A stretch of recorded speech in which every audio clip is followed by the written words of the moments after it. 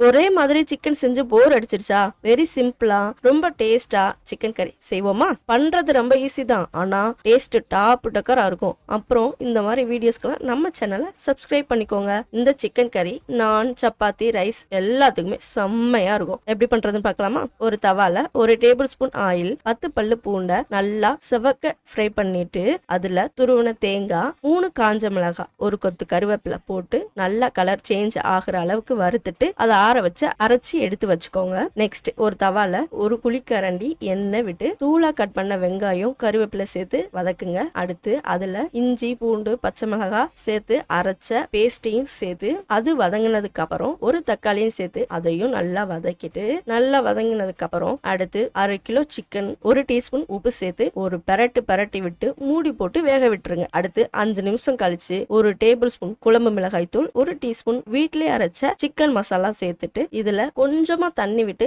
5 நிமிஷம் மூடி போட்டு வேக விட்டுருங்க. அடுத்து ஓபன் பண்ணி நாம ரெடி பண்ணி வச்ச தேங்காய் பொடியும் சேர்த்து போட்டு வதக்குனா கமன் வாசனை வரும். அப்புறம் என்ன, கொத்தமல்லி போட்டு இறக்கிடுங்க. சிக்கன் கறி ரெடி. கண்டிப்பா ட்ரை பண்ணி பாருங்க. எப்படி இருந்துச்சுன்னு கமெண்ட்ல கமெண்ட் பண்ணுங்க.